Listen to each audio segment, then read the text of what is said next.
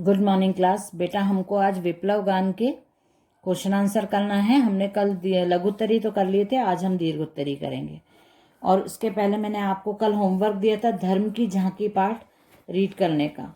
तो धर्म की झांकी से क्वेश्चन आंसर मैंने अभी आपसे पूछे। तो धर्म की झांकी आत्मकथा का अंश है, गांधी जी की आत्मकथा का अंश है, वो आप लोगों ने बताया अभी।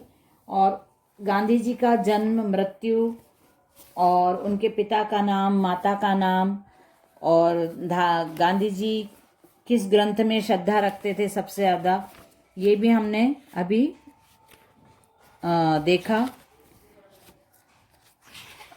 आप लोगों को अब एक एक चैप्टर थोड़ा सा तैयार करना पड़ेगा। बिल्कुल भी आप लोग नहीं कर रहे हैं, एग्ज़ाम में आपको प्रॉब्लम आएगी। गांधी जी के बारे में जो सबसे ज़्यादा महत्वपूर्ण है कि गांधी जी सर्वधर्म समभाव को मानते थे। गांधी जी के ऐसे सूत्र वाक्य बहुत सारे हैं जो आप लोगों को पता भी होंगे।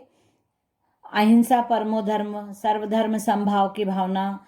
और गांधी जी ने पूरे देश को, पूरे राष्ट्र को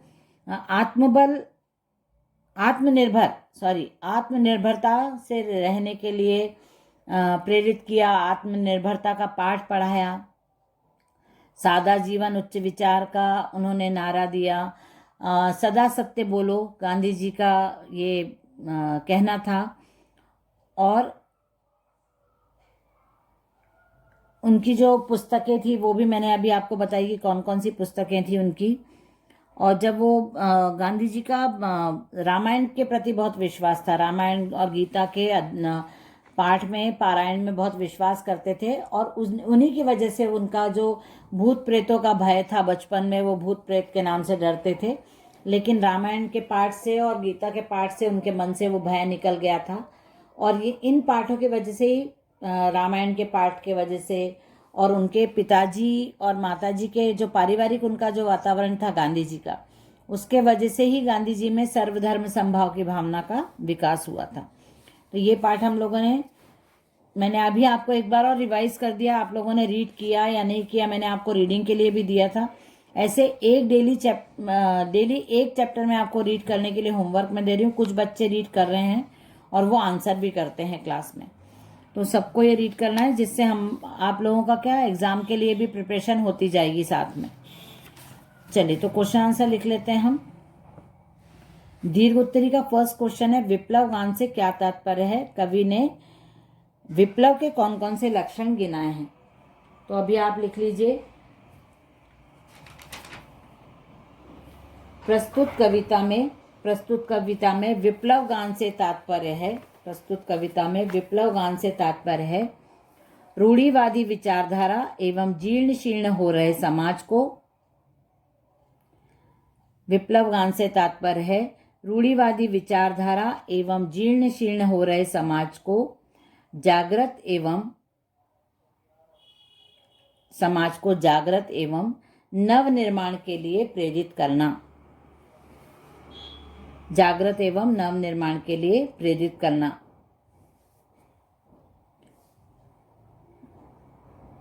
कवि के अनुसार संपूर्ण परिवर्तन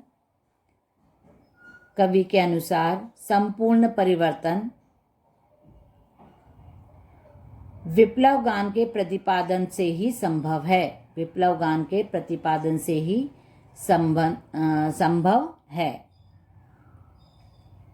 सेकंड क्वेश्चन है, कवि किन किन रूढ़ियों को समाप्त करना चाहते हैं? कवि किन किन रूढ़ियों को समाप्त करना चाहता है? कवि समाज में व्याप्त पुरानी एवं सड़ी गली मानसिकता को बदलना चाहता है। सड़ी गली मतलब जीर्ण शीर्ण, पुरानी हो चुकी। तो यहाँ पे सड़ी गली लिखा है इसलिए मैं लिखवा रही हूँ। यदि आपको सड़ी गली वर्ड नहीं लिखना चाहिए वैसे तो हमको हिंदी में, लेकिन सिंपल है इसलिए लिखवा दिया। इसके अतिरिक्त आप जीर्ण शीर्ण मानसिकता भी लिख सकते हो। कवि समाज में व्याप्त पुरानी एवं सड़ी गली मानसिकता को बदलना चाहते हैं। वे समाज में वर्षों से स्थापित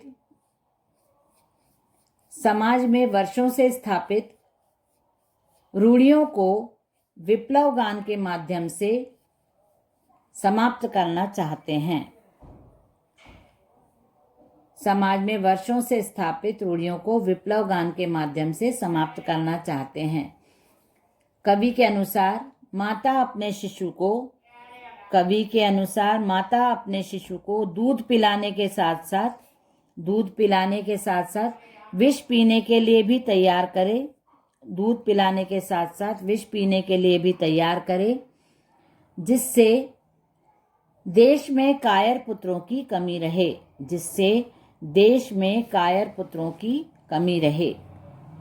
ये हमारा सेकंड आंसर हो गया। थर्ड क्वेश्चन है, नए सृजन के लिए ध्वंस की आवश्यकता क्या है? इस कथन के आधार पर कवि द्वारा वर्णित तथ्यों का उल्लेख कीजिए। तीसरा क्वेश्चन है,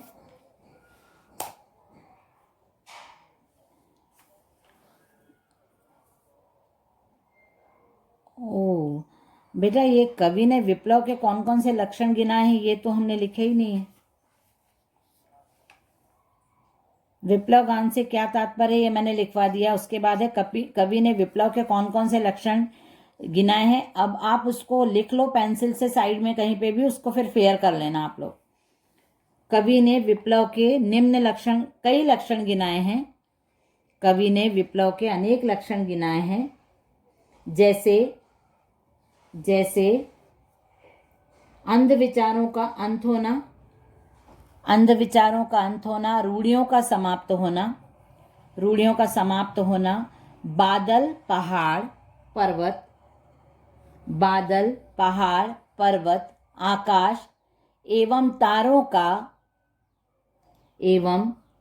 का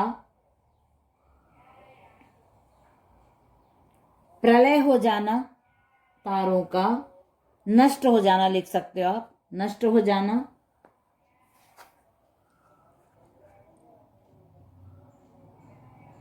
आदि, प्राणों के लाले पड़ जाना आदि। ये आपका फर्स्ट क्वेश्चन कंप्लीट कर दिया है। तो अब आप इसको फेयर कर लेना।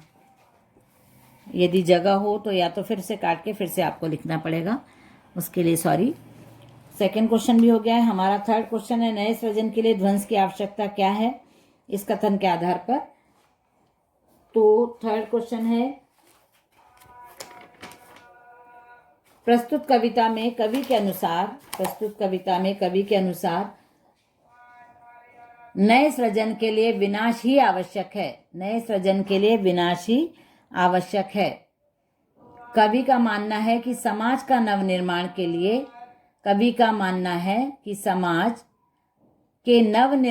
लिए पुरानी रूढ़ियों एवं मान्यताओं का समाप्त होना आवश्यक है।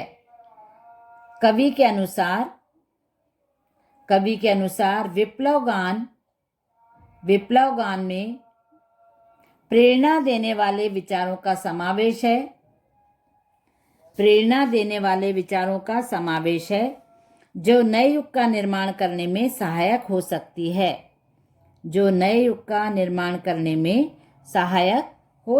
है।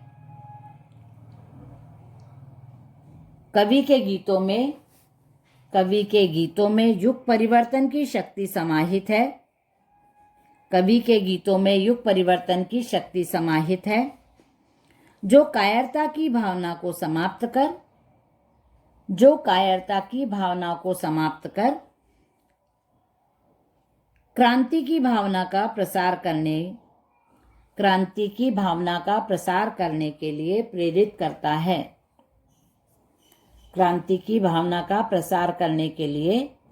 प्रेरित करता है। ये हो गया हमारा थर्ड क्वेश्चन। अब इसके जो भाव पल्लवन हैं ये हैं। इसमें पहला है, प्रलयंकारी आंख खुल जाए। जो इम्पोर्टेंट लग रहा है यही मैं आपको लिखवा देती हूँ।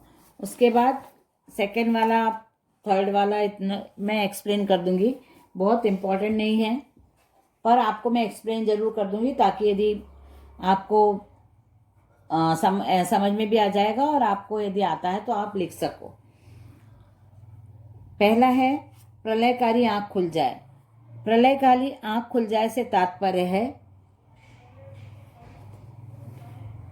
सामाजिक परिवर्तन के लिए उसमें समूल परिवर्तन आवश्यक है। सामाजिक परिवर्तन के लिए उसमें समूल मतलब पूरा, संपूर्ण, समूल परिवर्तन होना आवश्यक है।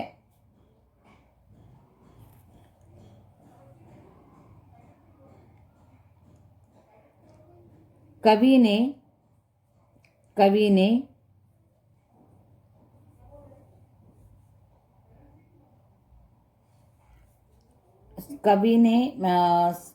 ऐसा लिखो, कवि ने समाज के नवनिर्माण के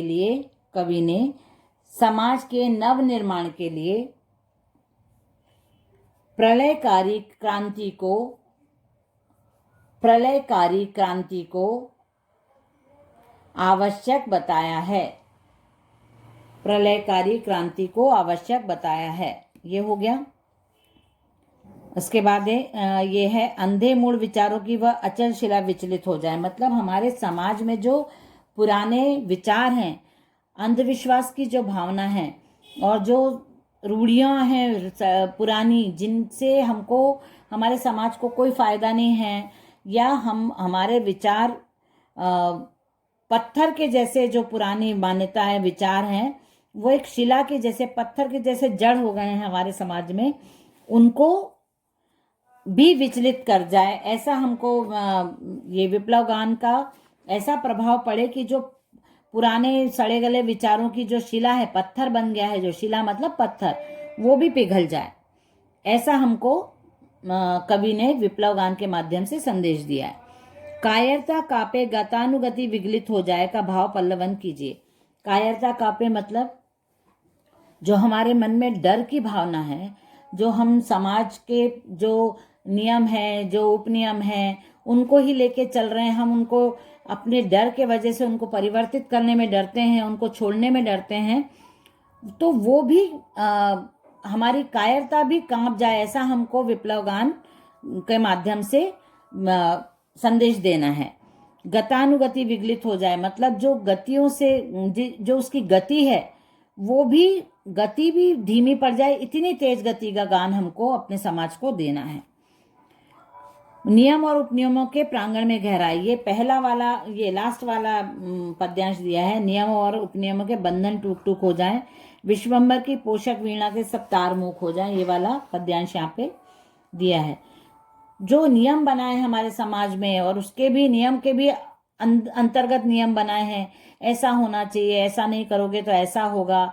जो अंधविश्वास की भावना हमारे समाज में, रूढ़ियां चली आ रही हैं, परंपराएं चली आ रही हैं, जिनसे समाज में कोई नए विचार नहीं आ रहे हैं, समाज आगे नहीं बढ़ पा रहा है, समाज की उन्नति नहीं हो रही है, ऐसे नियमों और उपनियमों को भी हमको नष्ट करना है। ऐसे विचारों का गाना हमको हमारे समाज को देना है, जिससे समाज जागृत होकर अपनी परंपराओं को बदल कर नई परंपरा के अनुसार आगे चल सके और उन्नति कर सके। तो ये मैंने आपको एक्सप्लेन कर दिया।